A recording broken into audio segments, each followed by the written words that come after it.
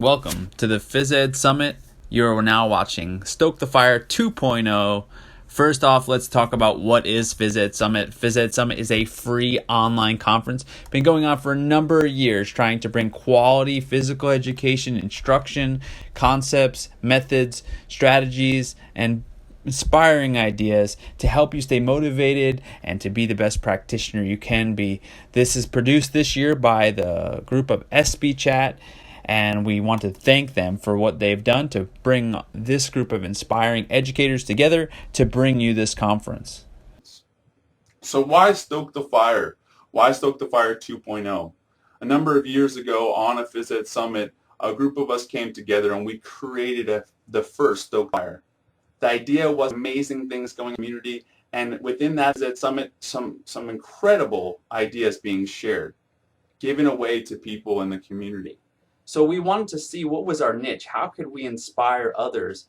And we took on the idea of Stoke the FIRE. How can we encourage people to embrace their inner passion again? How do we encourage people to inspire others? So we went after it. We got a group of people together and we talked about how do we foster ourselves as professionals, how do we encourage other people in the field, and how do we get people from outside the field excited about what we're doing. And why do we need to do this? Why is that important? Well, we have a mission of 50 million strong. To shape America, Society of Health and Physical Education, and our nation has a mission of 50 million strong. 50 million strong is the number of students today in our nation's school.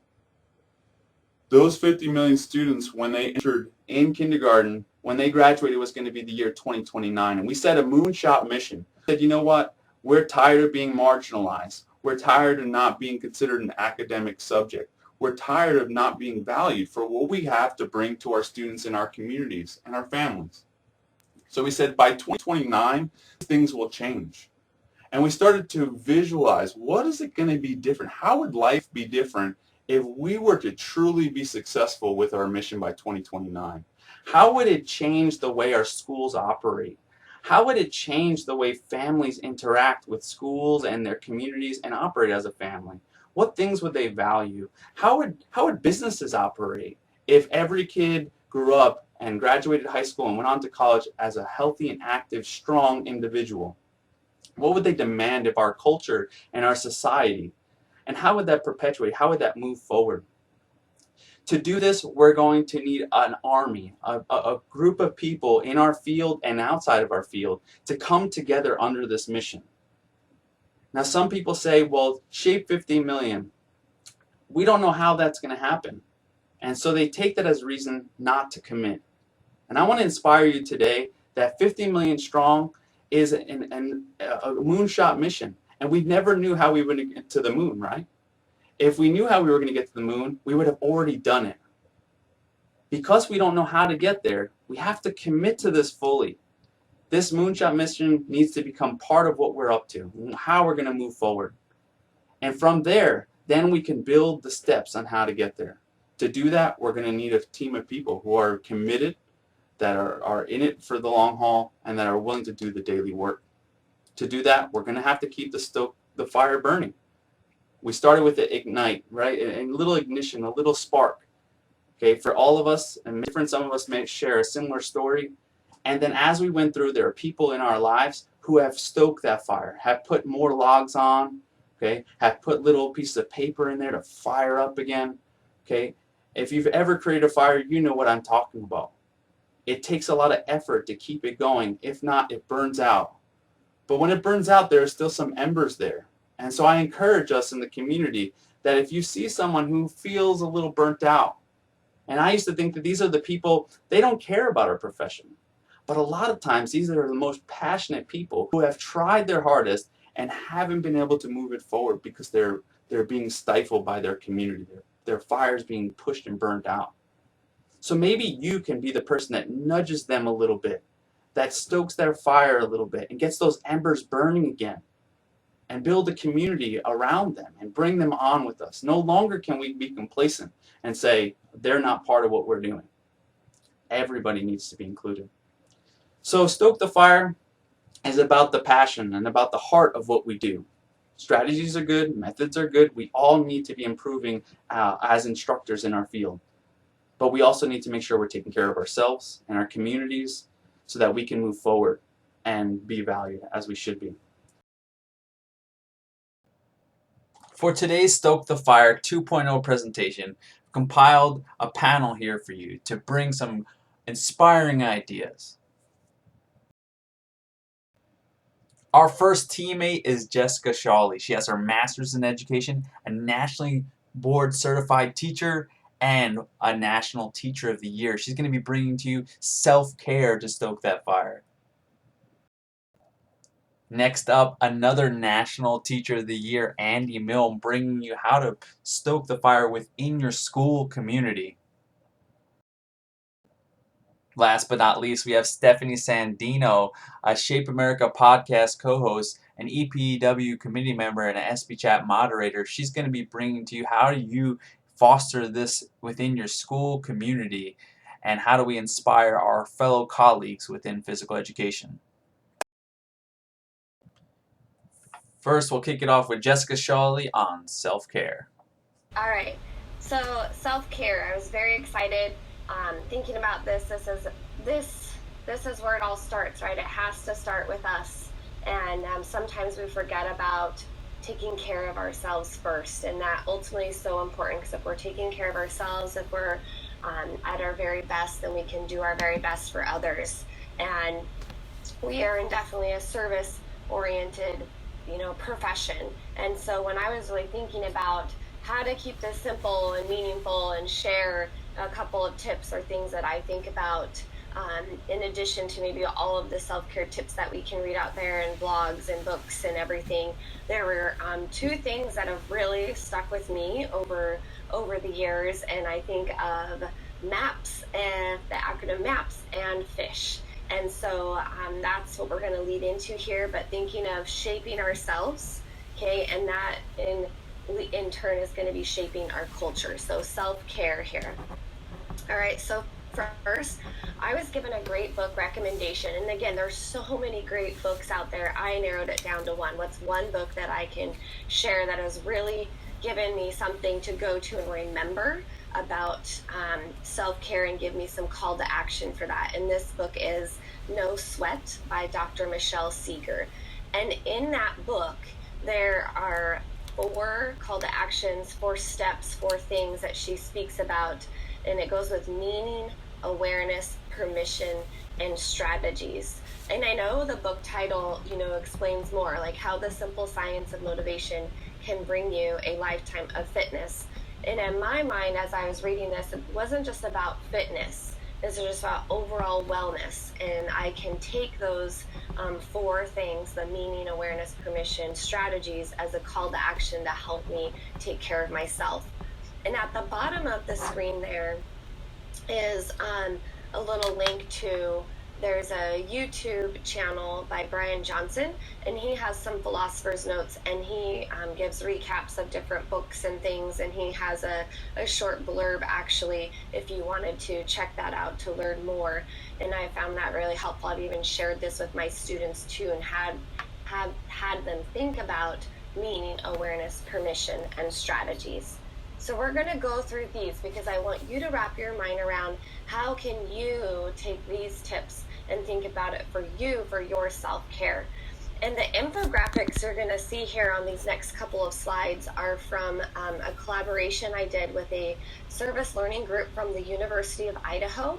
And they worked with me on developing these that we could hang up in our locker rooms and our classrooms as I was using them with my students, just for those little quick, eye-catching things. So meaning, it matters, right? Our meaning matters. And so we really have to think about what is our why, and always that core belief, because it starts with us, it starts right here with us, and then it grows out of there. And so in the book, the author talks a lot about with exercise. Is it a chore or is it a gift? And how reframing that meaning and finding out your meaning and really thinking about that. And can you turn it, if it's more negative, whether it's self-care, wellness, nutrition, exercise, turning that in from a chore to a gift. And I really love that framework and that mindset of really taking care of ourselves. That's such a gift. It's a gift that fuels us. And so having that positive and growth mindset and being kind to ourselves as we go on this journey is really important. And it is really a journey. It's never a perfect balance. It is a journey. And so there's some tips here, and then the next one is awareness. And so we'll go there. And awareness. Awareness of our beliefs, awareness of our decision-making process, our emotion versus the logic, and just how those things influence us. And as I think about these things, and after reading that book, just being much more kind to myself and just having that awareness of how these things influence me and reframing my relationship to all these important things in regards to self-care and how it influences myself. It's really helped me out. So meaning, awareness, and I love how this book really encouraged me and gave myself permission, and then my students, right, to remember to pick things I enjoy, pick activities that I enjoy, and then I'm going to stick with them longer. So meaning, awareness, and next is permission. And this for me is one of the most important ones, because a lot of times we don't always give ourselves permission, right, to take care of ourselves first. And it's that kind of analogy: you have to put on your, oxygen mask first before you help put on others, that you get on your, when you're going on flights. But really, permission, right? We have to give ourselves permission to take care of ourselves. We have to give ourselves permission to exercise and enjoy that. And so she has OTMs in this book and opportunities to move. And I love how everything counts.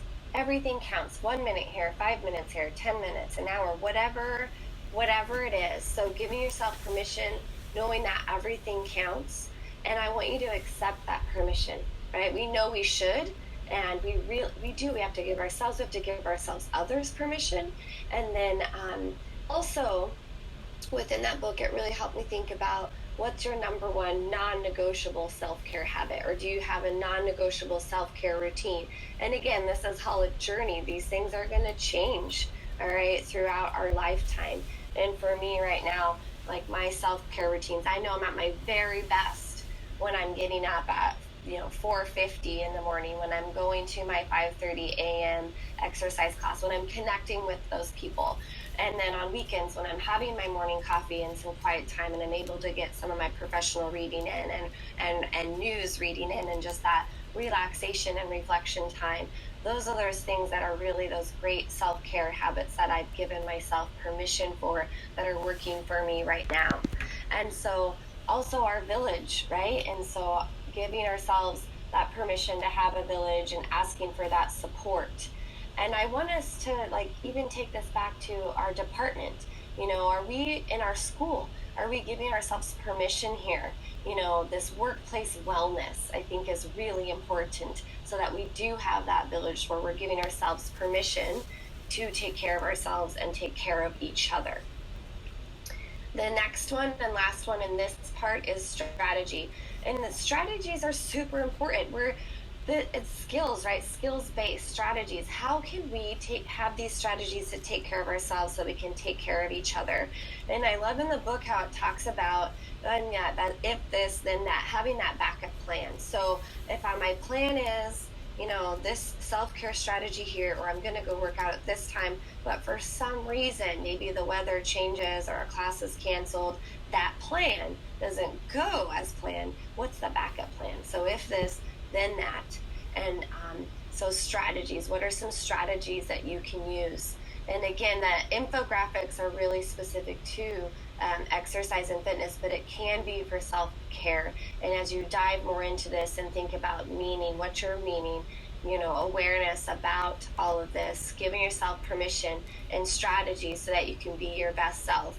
There's lots of great apps, books out there, even just simple breathing exercises, our mindfulness, our breathing, recentering.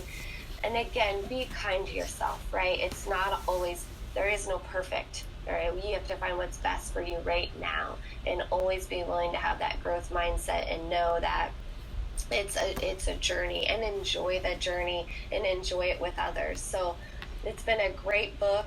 I love this. I can always think to real quick, meaning, awareness, permission, strategies. What ones can I work more at, and where am I at in that process to keep me going? And that enjoyment is just so critical as well. So this quote for me really helps always with that recentering of self-care too, because John Wooden had a great TED Talk. And again, as you read that, it starts with us, right? It's what the teachers are themselves. No written word, no spoken plea can teach our youth what they should be, nor all the books on the shelves. It's what the teachers are themselves. It does start with us, so we have to take care of ourselves. And then it will just grow from there. You know, that Stoke the Fire thing. I'm so fired up that I get to start with this, right here. So remember that, like, we are here for these students. And that leads into shaping culture real quick. And if you've never heard of the fish philosophy, I encourage you to go check that out. But as I think of my own self-care, right, and taking care of myself, then that leads to how I can take care of my culture and my community and my classroom. And the fish philosophy has been around a really long time. I saw this years ago when I was able to go observe another middle school program as I was learning more about middle school PE programs, and the entire school had adopted this culture, and they really, it shined and it showed. And they have 4 simple principles. So again, I love how I can think of just simple, short and sweet things, maps, and now the fish philosophy. And there are 4 things: be there, play, make their day, and choose your attitude are the 4 things, the 4 practices in the fish philosophy. And I have a link there too of a video recap of what this is further. And it came from over in Seattle, Washington, the world famous Seattle Pike Place Fish Market, and it was their culture and how they worked together and how they really enjoyed being around each other. And so quickly here, I want to recap what it means for this fish philosophy in each of these 4 practices, because these 4 practices really are a part of self-care and with that healthy classroom culture or school culture. And the first practice is be there. Right? How can we be there? How can we right here? We're in this moment right now. We're engaged right here and with all of our heart so that we can thrive. And I love these quotes and these descriptions from the Fish Philosophy website. And it's something important for me, right? Am I here for my students? Am I here for my family when it's family time, when it's students time? How can we be there so that then we can encourage our students to do the same? And next is play, and this is like, you know, every health and PE teacher's dream. This is what we do, we play, and never lose your sense of play. And so again, it's not like a specific game or activity. I love this bottom left quote. It's a state of mind, right, that brings our energy. So that sense of play in all that we do. And then choose your attitude, right? Is the attitude we have right now, is it the one we want? Okay, and thinking about self-care, thinking about our classroom culture, we are always encouraging our students to choose their attitude. And so what about ourselves as well? And so choose your attitude. And then the next one is make their day. And I love this one because if all else fails, if I can make someone else's day, that's going to make me feel better, right? And so I'm always thinking of how can I make someone else's day? How can I make a student's day? How can I make a colleague's day? I love being able to share on Twitter or share on just via email, getting emails from other teachers, helping each other out, helping my own department out. Because if I can make someone else's day, in turn, it's going to feed me and it's going to give me that fuel and energy to continue to serve others. And so here it is as a recap here. And so again, I just think of, can we commit to this each day? Can we challenge others to do the same? You know, what is this for ourselves, thinking for self-care, our students, our colleagues, and our families? So it's a great little 4 little things that I always have in the back of my mind that help fuel not only my self-care, but just the culture around me. And I'll leave with that, and I'll hand it back over. There's just a picture there of some of that self-care and fish philosophy culture that has influenced my school. Thank you. Jessica, an amazing job. Stoke the Fire, that you've talked about the essence of it, And what I think is really important is moving in next, you talked a lot about, and you kind of opened the door for what Andy's going to be touching on, is how do we bring that fish philosophy to our community. You've talked about how we stoke that fire and how we need to make sure that we're not putting that undue pressure on ourselves. Sometimes in striving to create this next generation of healthy and active students, we push ourselves because we believe in it so much that we may push ourselves too hard, and remembering to be good to ourselves, as I think as you put it, okay, to appreciate ourselves and give ourselves that room to take care of ourselves, because we know it's going to get done. We know we're still going to be doing good work, but we got to give ourselves permission to take care of ourselves and know that it's going to happen. So Andy's going to be talking about now how to open it up to others. How do we take that philosophy, embody it, and share it through our actions, but then also in the way we live, but then also inspire them to take it on too. Andy, take it away. Okay, I'm going to share my screen too, and thank you very much, Jessica. And I love the fact that there is an overlap between what you said and I said too.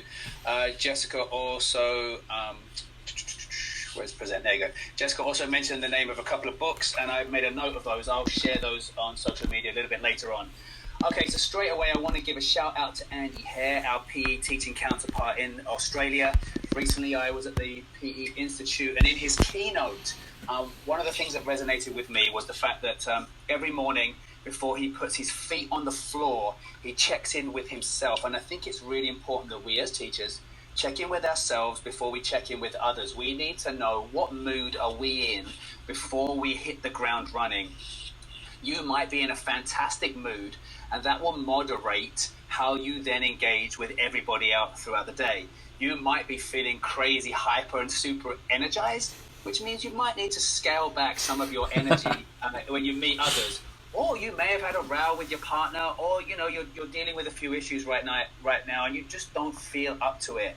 You need to check in with that, because you know that when you meet people, they don't necessarily want to hear about the row that you had, or the fact that your kids are annoying you, or you have a toothache. So you need to make sure that you maybe crank up your interactions with others. I'm giving a shout out to Jane McGonigal and her book Super Better. It's a fantastic book, and she talks about living life gamefully, and you can see her TED Talk as well.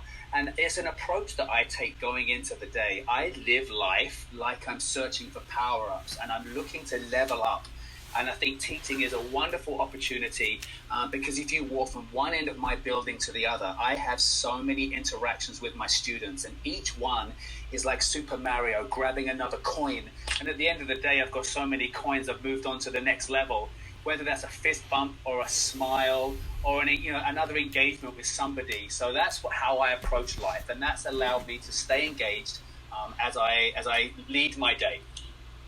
All right, so the next screen we have here, I'm a sponsor of a club at school called Peer Helping. One of the other co-sponsors is my co-worker Kate Calness. She tweets as the Fit Female PE, and you need to follow Kate. She's also amazing. Peer Helping, we provide initiatives around the building that just improve the school culture. We want to acknowledge everybody's role within the building and understand that whatever the school motto is or the school goals are, it takes everybody in the building, from the custodians to the students, to the parents, to the teachers, to everybody else, to take us in that same direction. So we do initiatives that just kind of acknowledge their actions and make sure that they feel appreciated. We'll host teacher appreciation events. We run a blood drive. We organize different charity events in different parts of the building. We also have Wellness Week, where we encourage outside service providers to come in and share their good work so that our students can lead healthier lives. Up on the screen right now is a random act of kindness bingo card that I put together. I blew these up as big posters and shared them with teachers around the building, with the whole premise being that they would be in the classrooms so students could see them at the beginning of the day and identify something on that bingo card that perhaps they could attend to. The challenge might have been for the day, try and get all four corners, then try and get a line, then try and complete the bingo card. And what we did, we blew these up as large posters, and then the following day students would come back in and they would sign their name in the box of the act that they had achieved. And if you take a look at these, I'm just going to read through that top row. Some of these kindness acts to others, and some of these are self-kindness as well. And that harks back to what Jessica just said. Left a positive note on a locker, introduced myself to a new person, held open a door, texted a positive message to a friend, and asked someone about their day. These are super easy ways in which we can show others that we're thinking about them, that we care about them, we're making a neurological connection, we feel good, and they do too. Check out Random Acts of Kindness, the website. If you haven't seen their site recently, they've gone through a huge update. They now give away free curriculum for K through 8. It's CASEL approved. It hits all the SEL frameworks that we're looking to attend to with our students. And if you see on the screen right now, they have a wonderful calendar that they push out that you could just put up in the faculty room, you could put up in your teaching classroom, and each day there's a different challenge that's posed to people. And like I said, kindness is easy, it doesn't cost anything, and it's so, so powerful. I'm coming back to a Free Compliments Friday image, which I'm aware that I shared at Stoke the FIRE 1.0, but it has just continued to grow. I was inspired by a poster that I saw in a store. And I think when you see life through the lens of your subject, all of a sudden you realize that you're surrounded by great resources. And this was just a tear-off sheet, and I think it had their phone number on the bottom. But I thought, well, why don't I do something with this so I can create kindness around the building? So there's my Free Compliments Friday poster on the screen. I put a number of compliments on the bottom. And what you'll notice about the comments is that they're not appearance-based. Okay, they don't say you look good, your hair is so fierce, because there's nothing we can do about our appearance, right? But they're just open-ended compliments, with the premise being that you put these on display. I cut through the dotted lines, and then students tear them off, and then they give them to somebody who they think deserves a compliment. And I've had conversations with students where they keep these, they put them up in their lockers. I want to give a shout out to, first of all, I want to give a shout out to Jorge Rodriguez. When I first pushed out the Free Compliments Friday, they were a huge success. They still are. Every time I put the poster up, they get taken down very, very quickly. But I have a very white, very Eurocentric school, and obviously my experience isn't the same as everybody else's. So Jorge volunteered to do a Spanish version as well. So we now have Free Compliments Friday in Spanish. I've put the links on the screen there so you can download those. But I do want to suggest, if anybody's out there and you have a school that has a large population of students that speak a different language, I would love for you to have an attempt at translating these into that language so that we could continue to compile a list of resources of the Free Compliments Fridays. I've taken these compliments, I put them on coffee cup cuffs and put them around the building as well, and they always continue to inspire me.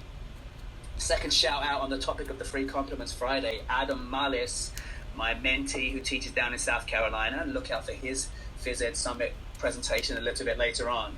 He talked about how he puts the Free Compliments Fridays up around his building, and he shared a story at the Phys-Ed PE Institute that actually had me in tears.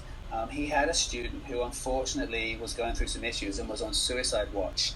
And he witnessed a kid, another student, go over to the Compliments Friday poster, take off the compliment, go seek this child out who was in a room waiting for parents to come in to collect him, and watch this kid trade the Compliments Friday. So these are powerful. I urge you to try it. You'll be surprised at just how quickly it will grow. Two more initiatives on the board here. Positive phone calls home. I acknowledge that so many people are now doing this, but these are such a powerful tool in my Stoke the FIRE armory. If I'm looking to make a breakthrough with a student, because I think it's the breakthroughs, it's the opportunity to build a relationship with a child and unlock the door that allows you in to build the relationship. A positive phone call home is so powerful. I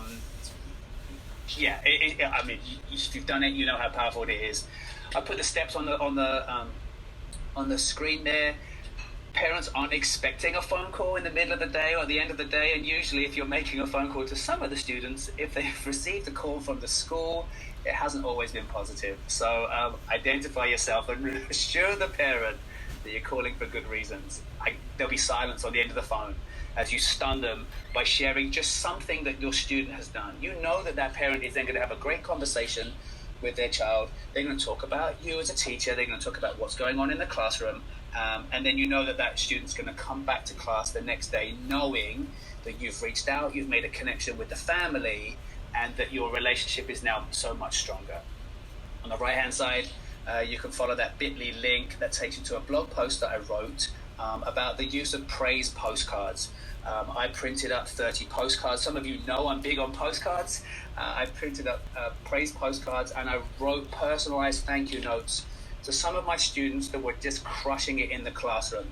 Whereas the positive phone calls home tend to go home to those students who they definitely need that positive call. With the praise postcards, it was my students who were just acing everything. And sometimes the students who get A's, they finish the semester on, the high 90s, 100%. Sometimes their work can go unrecognized because we tend to focus on the students who are struggling. So personalized notes to students, just letting them know that I've been very impressed with their efforts and that the 100% that they earned is an outstanding achievement. Again, a wonderful opportunity to make a connection. And then finally, and I appreciate I'm flying through my slides here, I just embrace that pay it forward movement. Everything you do, every interaction that you have with somebody will then have ripple effects afterwards. If I go into school grumpy and I'm sour-faced and I have a negative interaction, I've now spoiled the day for the next person and perhaps their interactions as well. So just think about everything that you do has the potential to positively impact that one person in front of you and the people that they continue to engage with, whether that be paying for a Starbucks coffee for the person behind you, or whether that be paying a compliment or leaving a thank you note to somebody who's helped you. Everything that we do has the power to improve somebody else's day. And I am going to come back to the Hangouts, and I'm going to stop screen sharing, and I'm back in the room. Bob. Andy, you are Stoke the Fire, let me tell you. If y'all don't know, Andy did a great project with that postcard concept. We were out at National Convention this year at the Society of Health and Physical Education, our national convention, Shape America, and he brought a stack of postcards, and he encouraged people to write a thank you note to their administrator. And it's brilliant. It's brilliant. It's what we need to be doing. The fact that we had the opportunity, out of that gratitude, out of that opportunity, we need to thank the people that give us that opportunity. That then makes them feel good. It perpetuates it. And we need to continue to do that because we need to remember that not everyone has those opportunities. And so when we do get those opportunities, we need to capitalize. We need to get excited about it, and we need to shout it from the rooftop. And postcards one way to do that. So that's just one of the things that Andy has inspired me with. Like he's saying, to keep paying it forward. It comes out of a place of gratitude. You're paying it being gratitude, right? We have to have that experience, that feeling within us. We have to be that and then give it to others. So Stephanie's going to be sharing now on how do we do that for others in our field. How do we encapsulate what Andy's doing in this school community and each of them are doing right now in their schools, within themselves, and for the field. So Stephanie, you want to take it away? Before I start and sharing my screen, I'd just like to kind of tell everybody how unreal it is to be in a virtual room with all of these amazing folks, because I can tell you right now, each and every one of them has stoked my fire in some way, somehow, somewhere along the way in my journey and in my practice. And I always love to give back and really make sure that the people that make an imprint along the line of my journey, that they know that. That's super important to me. So, I mean, if you've ever met Bob at a conference, ran into him somewhere, he is as real as it gets. He is as fired up as you see him on the screen and behind his posts, and just a real generous character.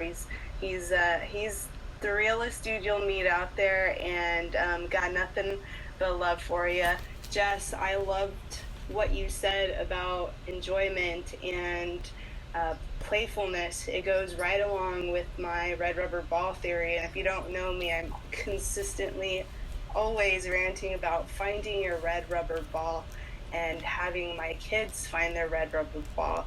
Life begins with a ball, that staple equipment that we find in elementary schools that eventually starts to morph with your experiences, with your likes and dislikes, and eventually it morphs into something that you love to do, which is what's going to keep you active for the rest of your life. And that's what I try and promote with my kids each and every day in everything that I do. And Andy, everything from, honestly, your postcards, which I love, your praise postcards, I use that.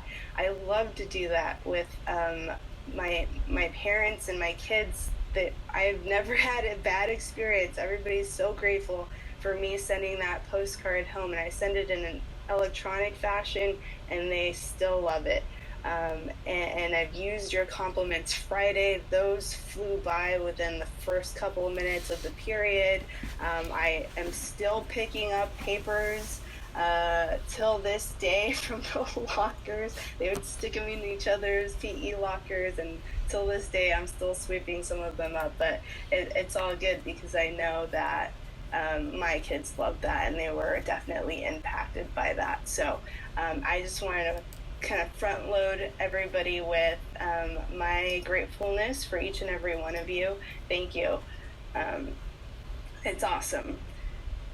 All right, everybody, I'm going to share my screen here, get myself going. And here we go. All right, am I up, everybody? Still your face. We're going to have to get your slides up. Okay. Let me. While Stephanie's doing that, I think that the timing of the Phys-Ed Summit is so important. At this point, a lot of you are either starting your year, you're in professional development, or you're starting to get students, or you're in that phase where you're what some people call Sunday, right? And in teaching, we have our Friday, which is toward the end of the school year, our Saturday, we're in the summer, and then our Sunday is usually, for a lot of people, it's in August, right? As we're coming toward that moment, each Sunday night, we start feeling those teacher jitters. What am I doing this week? Am I on my A game? Do I have my plans ready? And we're kind of at that point in our year, our Sunday, okay, where we're ramping up, we're getting connected again, we're making sure that we're prepared. And I just think this is an important time. And I love the way that we're doing it with Stoke the Fire here as part of the Phys-Ed Summit. Looks like Stephanie's ready, so I'm going to push it back over to her. All right, perfect. So I'm going to focus on something that I did at my K through 6 site. It was something that was very close to the heart. It hit home, and very passionate about it just because it was my first couple of years teaching, and we all know that can be very overwhelming, or as I think Andy put it at some point in time in one of his presentations, it's like your survival phase, right? And I definitely would love to get into how I dabble in serving my colleagues, whether they're from the same field or not. I'll definitely be willing to share how else I do this, but this is one of the ways I want to share with you how I stoked the fire at my K through 6 elementary school, which going in, I didn't know very much about how they perceived Phys-Ed or what their thoughts were about it. Did they have negative thoughts? Did they have positive thoughts? Going in, it was kind of like it was a little scary, and I was a little bit blinded by what happened. Where did they leave off? Where did the other Phys-Ed teacher leave off? So this was kind of my mission in bringing everybody in. One of the things that I did to kind of create a positive school culture was putting Dare Me printouts in my teachers' boxes for Christmas. This was kind of like happy holidays for me. And I decided to, print out a couple versions of it. At this point, I had already known my staff and, maybe some injuries that some of them may have had, or, this person has back problems. So I kind of kept that in mind. The picture that is up on the screen right now is the movie night one, so it's very much geared to someone that is sitting down, so perfect for someone that might have back problems and can sit on a comfy couch or a comfy chair and can easily do these exercises no problem on a Christmas break, on a spring break, on a summer break, while watching TV, Netflix, you name it. So this came out of me wanting to promote my program to the staff, because I thought if they bought into it, then that just meant even more pull for the students to buy in. So I really wanted to hone down on my teachers that surrounded me, that they were on the same page as me, so that they can help me as well reach those students.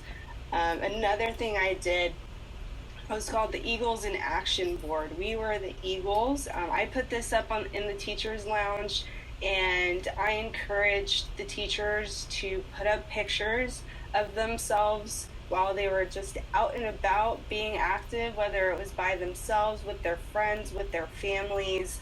I just wanted to know what they were doing and how I can capsule that and show the students, hey, this is what Miss Sandino did during the weekend, or this is what Miss Rodriguez did a month ago. She ran a race. It was a 5K, and she came first in her division. So this was my call of action to kind of get everybody on board and just showcase how they're moving and the different ways you can move. And I'll talk a little bit about the sneakers that are on the border, because that goes kind of nicely into one of the other challenges that I created in my K6 setting. And this was an idea that it just came up. I think I was talking to our TOSA, our teacher on a special assignment, and she was a runner and got me into running. And she's like, wouldn't it be crazy if we did this challenge? And I think like the Fitbits were like in, and let's see how many steps we can get in a month, and it's a whole challenge. So I think that's how it all came about. To be honest, I can't even remember. So I thought this crazy idea, why not start this 100-mile challenge? And I'm going to give the teachers, I started small, I went with the teachers. My plan was eventually to roll this out with the kids, but unfortunately I left that site, so I just rolled it out to the teachers. It was, can you walk, run, jog, bike, crawl 100 miles within a school year? If you could, you got this neato shirt that I created. You get a certificate, and you get a little sneaker they put on the Eagles in Action board.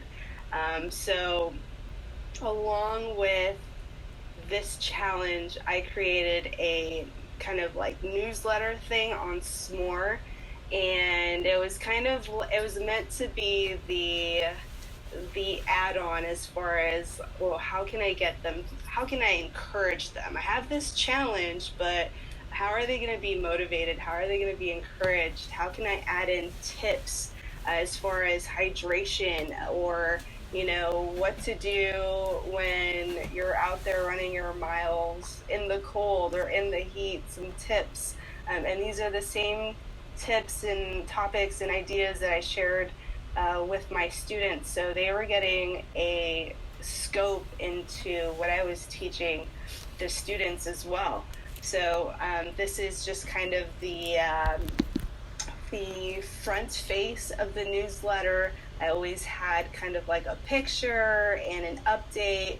This was at the end of the year. I had all of these people get within the 100-mile challenge. They earn their shirt.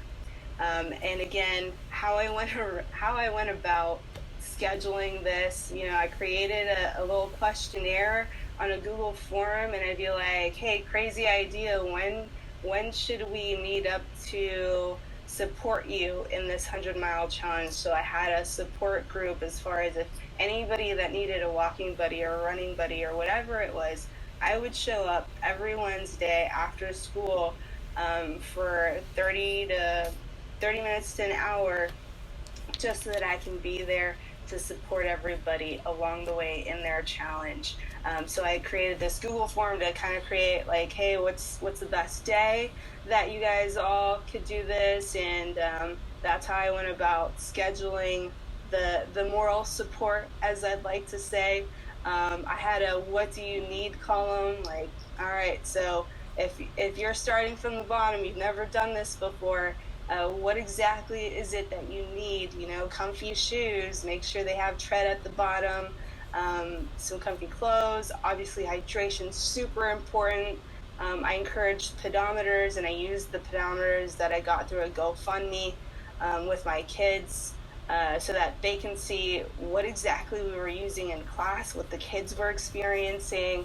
I encourage phone apps like Strava so that we can build that little online community and see each other's progress and times and pace, and give each other kudos. There is that exercise monitoring piece. I also gave them the choice or chance to see how my students monitored their progress in class, so they got to see the actual mile sheets that I created for my students. And again, that buddy piece, where if you are a person that can't do it by yourself, you have that buddy to support you.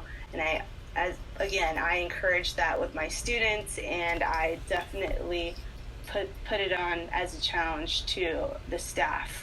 And then again, at the very bottom of the newsletter, this is what it looked like. I had that reminder, hey, Eagles in Action board, make sure you post your pictures. I said I was going to come back to the sneakers. The little sneakers was a token of them earning that 100-mile challenge. So if they earned it, they got that sneaker, they got to decorate it, and I posted it up on the Eagles in Action board in the teacher's lounge so that the whole staff can see, hey, who's made the 100-mile challenge, who's on their way, what's going on with that. And again, there's my buddy system encouragement, and that was just for me to be able to support them through this process. For some of them, it was the very first time they were picking up exercise once again. But again, I wanted to create that whole culture of what is going on in PE. What are your students learning with me? And how can you help me get everybody on board? And this leads me to my next newsletters that I created. This is kind of like the 411 in PE. What's going on? I was consistently sending out blasts at least every month about what was going on. When we did the Burp It On challenge, they knew what it was, what the kids did. I had a little picture of Mayberry's fifth period or fifth grade class saying that they completed the Burp It On challenge. When it was Stack Up Day, the staff knew it was that day, what the goal was, what the Guinness World Record was, why it was important in PE, and whether or not we achieved the goal and were part of the Guinness World Record, and had pictures. And that takes me to the time that I tried the 1 Second app, and it happened to be, for just a semester. I was kind of just dabbling in the app, and I decided to be very consistent with it for a semester, and I created, I think it ended up being probably like a 1 to 2 minute video, but they got an insight of what PE was every day for a semester, what it looked like, just little glimpses into my class. So I'm going to stop sharing my screen here for a sec.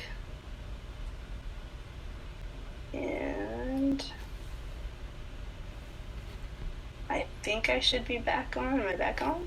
Yeah, we have your face there. Dang, there's my face. All right. So the whole piece of it all was just to make sure that my staff knew what I was about and what my goal was. And for 3 years, I worked my hiney off to create that culture. And to be honest, looking back now, I am happy and content with how I left that site for 3 years. Do I wish I would have seen and could see what it looks like now? Absolutely. But I know leaving that site, I left my mark, I left my imprint on my students and my staff. Till this day, I still get some of my staff members, messaging me like, what are you up to? I can't believe, you're doing all of this for the profession. You're unreal. That's so awesome. So it was definitely something that was impactful and close to my heart. Like I said, this was only my first 3 years of teaching, which, as we know, is tough as it is already. So for me to really step out of the bubble and go get in this community was huge. And this is a rural community that is very hardworking and low to middle socioeconomic class. So you don't see that big push in the importance of play and physical activity. So that was really important for me to instill within that community at that point in time. So just a little bit about what I did. Yeah, so you talked about going outside the box. What we do is, in a lot of our preparation programs to become educators, we're taught to be instructors, to stand in front of our students and give them experiences that help them learn. But there's so much more to it. And you talked to this, right? It's these other models that we operate within, the CISPAT model, right? Comprehensive School Physical Activity, and then then Coordinated School Health, but now WISC model, right? The whole school, whole community, whole child. And I think your presentation speaks to that, is we need to go and surround the kids with the healthy and active lifestyle. It can't just be what we tell them, because if we tell them, hey, you need to eat well, and then our cafeteria is serving junk, it doesn't really jive, right? The kids are like, wait, these don't match up. All right, so same thing with our teachers, and I think you're doing a great job with that, is not only inspiring them, but they are almost like a tool, an inspirational tool for the students. I used to have a staff wellness center, a little fitness center off my gym, and the teachers were able to work out when the kids were in PE, and some of the teachers would say, I'm not sure if I should come in because I'm going to be a distraction. And I had to explain to them that that's the best distraction, that I can't afford that to my students. They can't see that anywhere else. So if they see you, their teacher, in there exercising and taking care of themselves during the day, that speaks volumes. It's more than we could ever say or give them field experiences or within our gyms. But this is the key. They have to see that life goes on in an active way. Just like some of our colleagues who believe in teaching gardening, right? If we teach gardening at an elementary level, they need to see what is it going to look like when I'm in middle school, in high school, in college, and as an adult with my own home or my own community garden that I'm a part of. They need to see, how is it scaffolded throughout life? Is there a future in this? Why am I going to develop this? What's the benefit? What's the long-term vision? And you're doing that for your students. You're showing the staff, helping them, supporting them along the way, but then turning that back into a learning experience.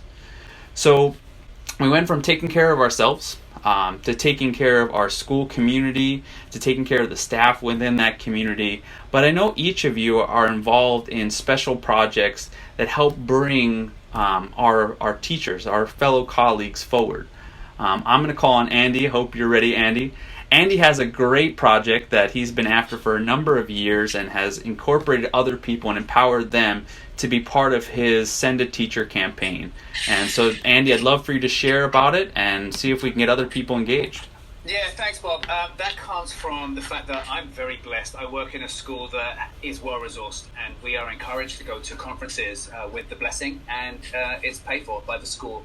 And the more that happens, the more I get to travel, and the more stories I hear from teachers who are there on their own dime, or it's their turn to go to professional development because somebody else went last year. And so I know that my experience is not typical. And I felt that was unfair. I think that all kids deserve well-certified teachers who are fully supported by their administration and who are allowed to go on professional development that encourages them to become better teachers. So I created the Send a Teacher campaign. SendAteacher.com is an opportunity for you to go check out some t-shirts with 100% of the profits going towards helping teachers attend the Shape America National Convention because they wouldn't be able to do otherwise. In the first year, we sent 2 young teachers from Boston public schools who had no access to professional development. The following year, we sent 2 to Nashville, we sent 3 to Tampa, and then in addition with a partnership with Shape America, who profiled one of the t-shirts, we sent another 3. So in 3 years, we've sent 10 teachers from public schools who have had no access to professional development. And what's been really good is to see some of those teachers who I engaged with initially grow on social media and now step up and present and blog and go to the next level. So I think it was inspiring. There are now other similar campaigns out there that are seeking to raise money for others. And like I said, if we can give back to the profession in any way that we can, if somehow the profile that I have and the social media following that I have allows me to amplify the voice of others and co-present with others and encourage those to come and blog on the Slow Chat Health blog site, then it should be done. We must help others. So thank you, both. Yeah, I'm going to jump in here with my example. Just like Andy, I have a heart for our PE teachers who don't get a chance to go to these conferences. They don't have those opportunities. And Andy's doing a great job of getting them there. I know a lot of our colleagues also do that for undergraduate students. They help them get to the conferences, and we want to shout our gratitude for them for doing that, getting them socialized into our field right from the beginning. But I had a heart for this. I was concerned that people weren't getting a chance to have the opportunities I was. Out of this blessing, out of this gratitude, this sense that I was having unique experiences that weren't necessarily of my own accord. I had no better reason for me to get this than other people. I never understood that. Why are my efforts multiplied and others stifled? And I was frustrated with that. And so when we go to national convention, Shape America does a great job of bringing in these keynote speakers that always blow me away. They are the essence of what I call a PE pep talker. These are people that inspire us, that get us motivated to go and continue to do our work. And I was getting that. I've gotten that since I was an undergrad. I've been going to national convention for 14 years. And I've been having these people pour into me year after year telling me, hey, what you do is important. I like what you do because blank, blank, blank. I'm an expert. I'm an Olympian. I am a scientist. I'm a researcher. And I believe what you do is more important than what I do. So I had these people continuing building my identity and saying physical education is important and you're part of that. And I was saying to myself, how come I'm getting that and not others? And so I started a project called PE Pep Talk, where we take the keynoters from these conventions and then also reaching out in other parts of the community and giving them a platform to reach PE teachers with short videos. The other thing was that conferences are long. Also, conventions, even online ones like this, you're watching a long video. We don't always have time to do that, and so it only happens in short bursts throughout the year. But I wanted them to be more daily. So we did 2 to 3 minute videos where we want to reach you with people from outside the field saying, hey, what you're doing is important and here's why I believe you. Stephanie, you had mentioned Kevin Carroll's book, The Red Rubber Ball, and he was actually the first PE pep talker. When he spoke, I knew that I was going to be asking him to do that, and I was just blown away. I was like, this is it. This is PE Pep Talk. It is Kevin Carroll's message that we have a unique opportunity, and he challenged us. He said, can I count on you to bring it? And I stick with that in the back of my head is we need to be able to bring it every day. We have to challenge ourselves and our community to go above and beyond. And one way to do that and to help them stoke that fire is to let them know that they're appreciated. Okay, they need to feel appreciated from their local community, the teachers around them, the parents, the students. And it's not why we do it. People always say, teachers, that's not why we get into it. It's not for the money and the accolades. But it feels good. right? I mean, it does feel good. Every time you get that free Compliments Friday that you put up and it happens to come back to you, maybe after going to 4 or 5 other people and then it got to you, yeah, that feels good. And we want to make sure that we can do that for people. So the PE Pep Talk project comes out of that. And the other part of it is an advocacy opportunity. We're reaching out to people that are not just coming to our conferences, because if they come to our conference, they kind of have a predisposition. They kind of value us a little bit. And then hopefully when they're there, they really get it, right? Hopefully that we're doing our jobs when we're there, we're showing them that we're fired up and then we're going to bring it, okay? But when we go outside of our community, okay, when we reach out to our mayors and our governors, our school board, parents, to create these videos and then share them with the teachers of that community, okay? So if we have a state rep who does one and we share it out with that state AFERD or SHAPE, and that goes then to the teachers, they're hearing a message from someone who they know, who they understand is out in the public, and that they value and appreciate them. Okay, so Olympians sharing how PE teachers inspired them. When we have our top researchers like John Medina or John Rady, okay, of Spark and Brain Rules. Okay, when we hear them say, yes, what you do is important, then we take that on. Hopefully that shapes our identity. So my challenge to you today is the PE Pep Talk project's been going on about 3 years. We've had a lot of videos compiled and we've shared them in a number of ways. But it was never meant to be my project. It was always meant to be embraced by the profession, by the state organizations, and from the leaders like you that are listening today. My challenge to you is that you embrace the PE Pep Talk project and you reach out to somebody to create one. You won't be doing this on your own. You will be the ambassador, and I will help you to reach out to somebody who you think is important or that values what we do. We'll capture their video, such as like a superintendent. We've had about 5 superintendents. We reach out to these people with the message that PE is important, and we'd like to share that gratitude with the teachers who teach it. Then we'll capture that video and we'll be able to post it and share it on social media. You'll or your organization will be credited within that video, and hopefully it continues to grow.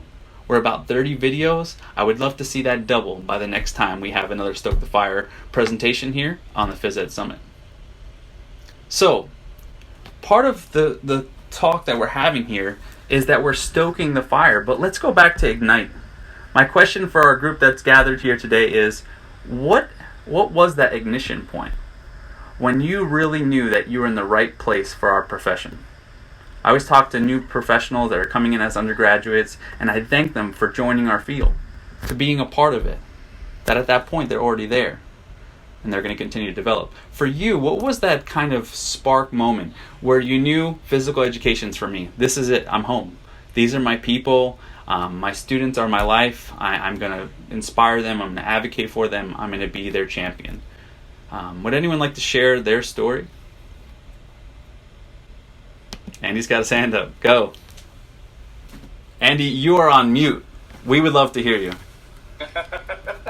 If only I had a mute button in real life. I'm going to jump in because maybe my story isn't as typical as others, and I'm going to say this.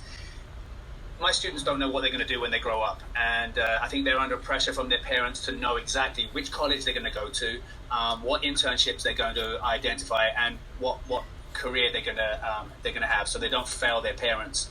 So I let my students know that they're under a lot of pressure. So it's okay if they don't know what they want to do. I became a teacher because it seemed the best thing to do.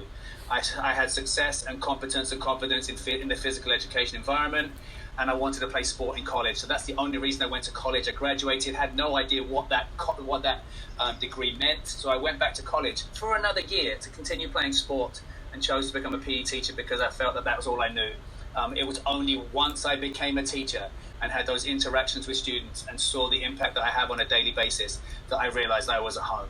So it wasn't until day 1, day 2 that I knew I was in the right place. So yeah, that's my story. Thank you, Andy. Who's next? All right.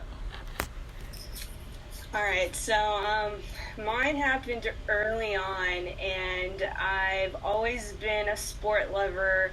Yeah, I am a victim of the single sport curse. Played soccer all my life. But I knew I wanted to do something in the sport realm.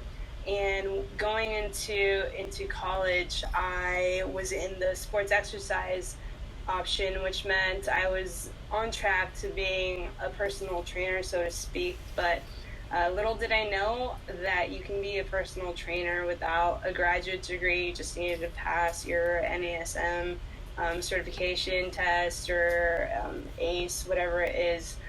So when I took KIN 201, Professions in Kinesiology, we had a couple of rotations of guest speakers. First rotation was health promotion.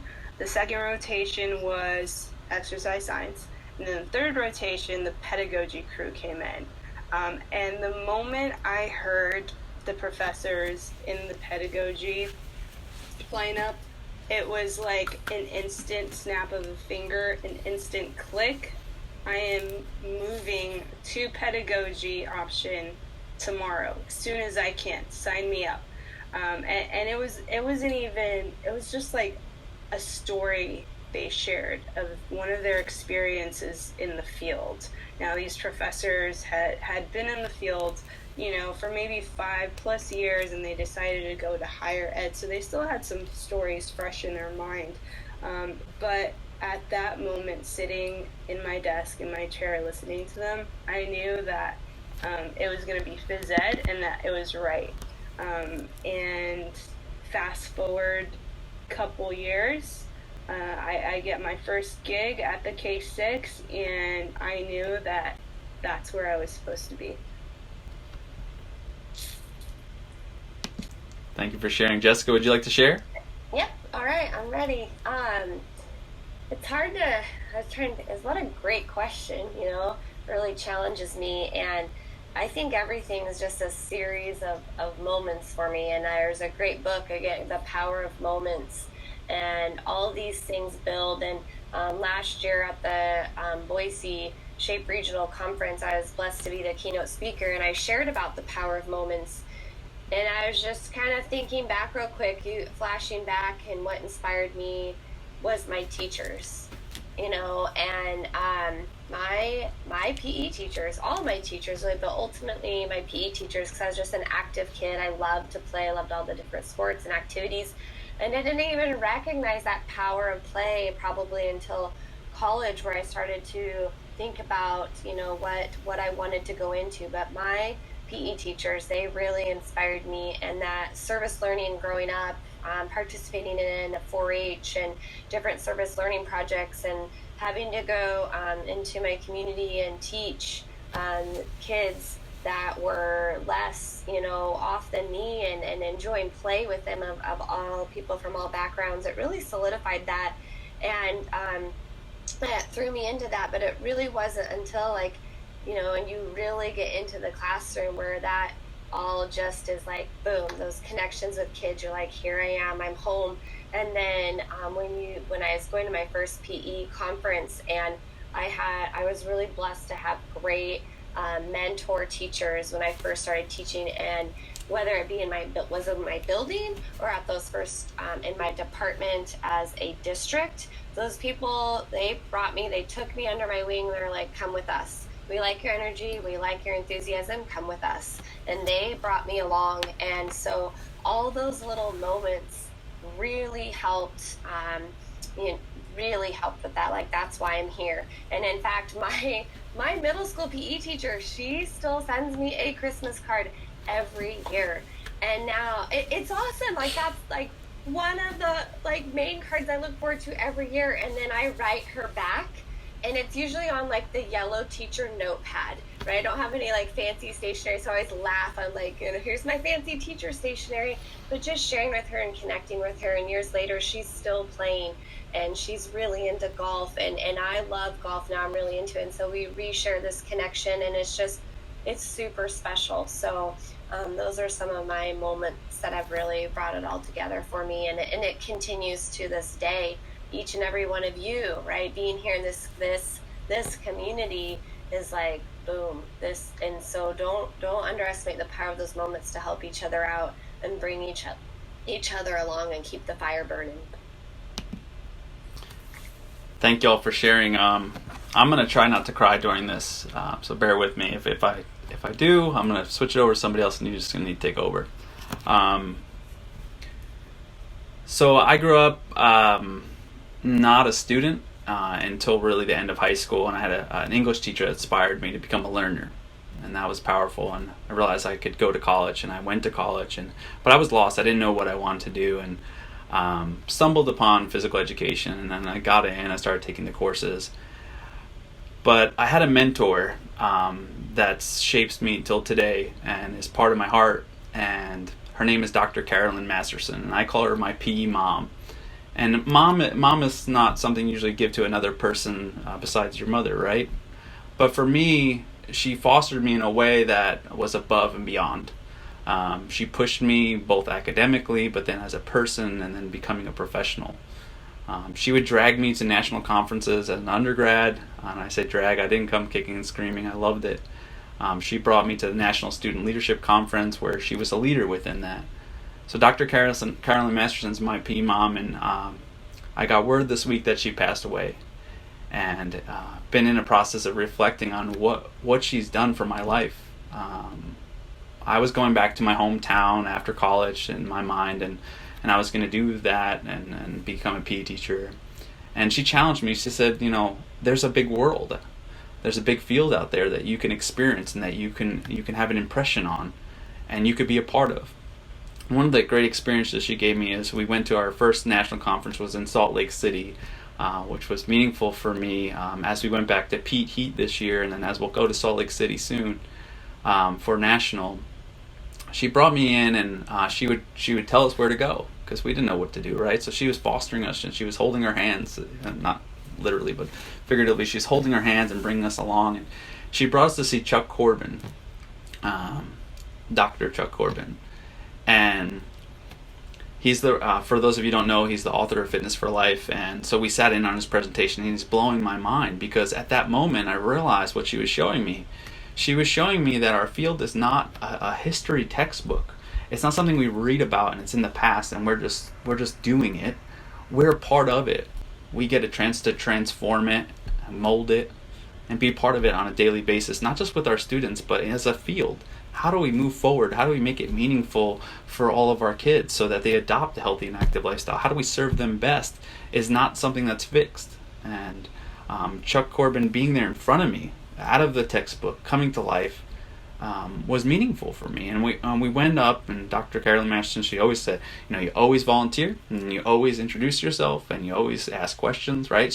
She was that coach. She wasn't just an instructor in my class that I went to. It was constant grooming that she was doing for me in my life. And so we went up, and she introduces me, and Dr. Corbin looks at me and says, if there's anytime you ever need something, let me know. And Carolyn was always that person, but to have somebody now, she's introducing me to somebody else who's a giant in our field, and they're telling me if I ever need something, and that just blew me away. Is the effort that Carolyn went through to work with our state organizations to have a student division. At the time, New Jersey AFER had 100 plus students at their student division conference. And we were able to be a part of that in the leadership, and her grooming us to put it on, to advocate for it, to bring people in, to organize it. And she did that for us. And like I said, she pushed me outside of my comfort zone, and she let me know that I could do it.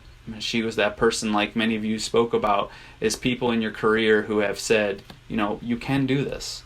You can make a difference, whether it was in your teaching, your instruction, or whether it was in your community, or whether it was in the PE community, or a broader nation, that you can make an impact, right? Our little contributions, as Kevin Carroll said in his PE Pep Talk, our little actions may seem small, but collectively we have a great impact. And she wanted to include me in on that. She didn't want me just to live a small life. She didn't want me just to build our program. She wanted to inspire us to build the program, to compete in the ways we do in sport, to really go and build something special and not just go through the flow and be mediocre. And so Dr. Carolyn Masterson will forever be my PE mom. And I hope that I can do the same thing for the next generation of students. And that's part of the reason why I'm pursuing my doctorate, is so that I could be that professor for the next generation. So thank you for letting me share my story, and thank you for spending time to have a moment for Dr. Carolyn Masterson. The last question I want to end with is magical moments, and you've all talked about these, and I've shared some here. In teaching, we have these moments that go beyond the everyday. They're not part of the curriculum, they're not part of the lesson plan, the block plan, they're outside the box. And sometimes it's a tangent, sometimes it's this conversation in the hallway, but it does just as much to inspire the student as it is to you. And a lot of times they're life-changing for both parties. I think we, as teachers, we all know what these are, but it's important to revisit them as a group and share them with each other, to remind ourselves of that ignition point, the reason why we're really doing this. Yes, we want the kids to be confident movers. Yes, we want them to eat healthy. Yes, we want them to have positive relationships. But there's that deeper meaning when a kid gains the confidence to be who they are and to dream bigger than they ever had before, and to realize that they're not confined by what they're supposed to or they're going to do by their family or their town's beliefs of who they are. And we transcend that and we go deeper, and those are the things that stick with us and that stick with students. And it's hard to capture. I'm an assessment guy. I like assessment, and what's not measured doesn't matter. What measures matters. But these things are the most important. And it's what I call the plus.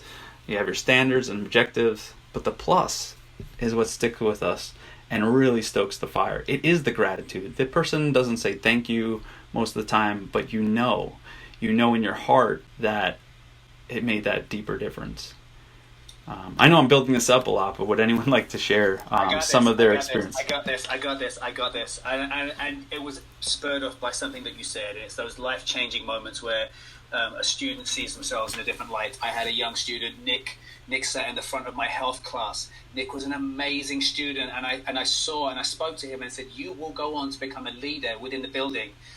Kids followed him. He created clubs, and I had these dreams for him, and I wanted to see him grow. And he moved away. His family moved away to Boston, and he moved away, but he wrote to the administration and the school district and said, as a school, you are not doing enough for the LGBTQ community, and here's a list of all of my experiences, and these are the things that you need to do. The principal read the letter out to all teachers at the beginning of the school year, and we started to make some change. Nick, we kept in touch as he progressed through college, and then, as he progressed through high school, he went to college, and Nick contacted me and said, because of the language that you used and because of the way that you taught in such an empathetic way, it allowed me to understand the thoughts I was having regarding my own gender. Nick is now Nicole. Nick has transitioned to a young lady and continues to absolutely crush things at college. She's now winning awards for her journalism, and she continues to be an advocate for the LGBTQ community. She wrote a blog post for me for SlowChat Health, and in it she details just how it was the lessons that we had that allowed her to just process what was going on in her mind, seek support, and become more confident in living her life the way that she felt was best for her. Thank you, Andy. And into adulthood, staying connected, that's powerful. It's very powerful. Steph? So, mine's going to go along with my wall of awesome that I just put up yesterday. Yesterday was our first teacher day, and every year I put up my wall of awesome, and it's a compilation of student notes that I sometimes get. And sometime last year, we were sitting in a staff meeting, and our admin puts on a YouTube video that is called the Starfish Story, or the Starfish Thrower. And I don't know if you've ever seen this video, but it starts off with, a young boy and a man, and they're at the beach, and there's a bunch of starfish laying around on the sand. and the boy picks the starfish up and throws it back into the water, and the man approaches and says, "There's thousands of these starfish around. Why are you picking them up and throwing them back in the water? Do you know how much time that's going to take?" He kind of, went along with, like, what's your point? And the kid turns up to him and says, "Well, it just takes one." And he throws another one back in the water. And with the ending of that video, each of our teachers get a letter and like a little starfish on top of the envelope, and we open it up, and it's a letter or a little note from one of our students. And mine was Alyssa, and she was telling me how she never really thought of PE in a positive light, and ever since this year that has changed for her, and she's now trying and enjoying it, and seeing her progress and seeing her changes in my class because of something I did.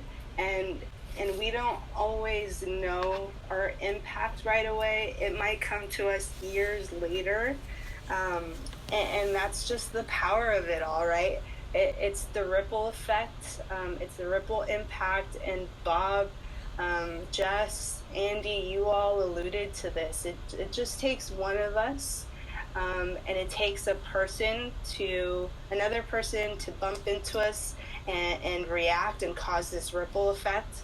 And I definitely want to go beyond this story and say how much of a ripple effect I've had in my life with my cooperating teacher, who I sent Andy's postcard to after I attended Tampa, to sitting next to Matt Bassett in my master's class, and him all of a sudden nudging me to volunteer at this workshop that's going on for I don't know how many years at that point, up in San Luis Obispo. The K-8 elementary physical education workshop just ended its 46th year today. And from that experience, getting to meet Terry Drain and Wendy Jones and Kate Cox, and eventually hopping onto their HPEC group and being a teacher leader, which made me meet Kathy Jones and Diane Farthing in health education, and being able to impact districts in California with our in-services and workshops that we hold on to every year, and then taking it a step further, now continuing back to EPW, and what a community that is, and what a family. We always brag about come to learn, leave as family, and that's just even a bigger ripple effect, because by me being on that committee, I'm reaching this PE teacher, which has 250 kids. I'm reaching this PE teacher who has 500 kids. I'm reaching this PE teacher who has 700 kids. And it's just continuing on.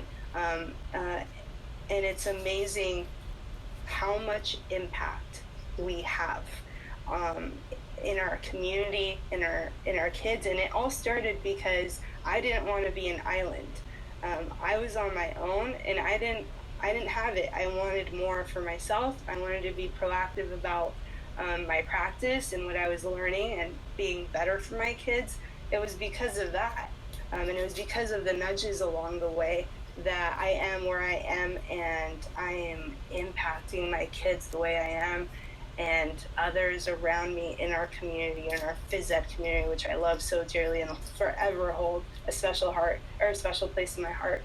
So it's the ripple.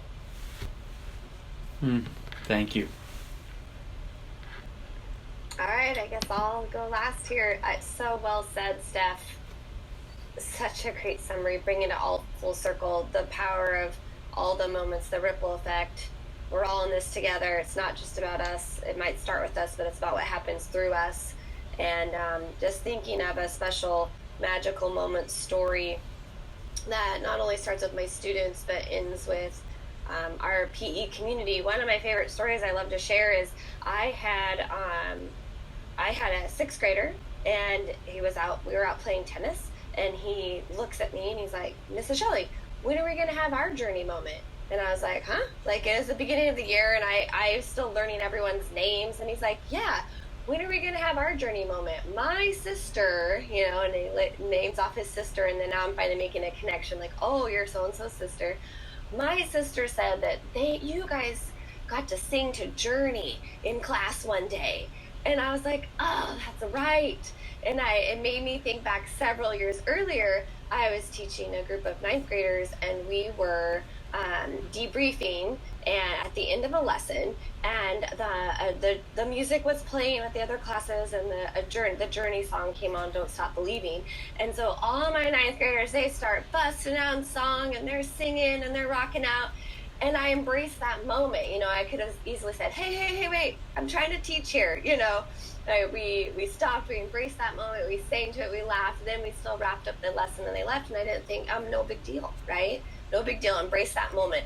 Well, years later, I've already made a connection with a kid, and I didn't even realize it by embracing that moment, because that sister enjoyed it so much, telling the little brother, who then now is coming to me like, when are we going to have our journey moment? And is so excited about PE, right?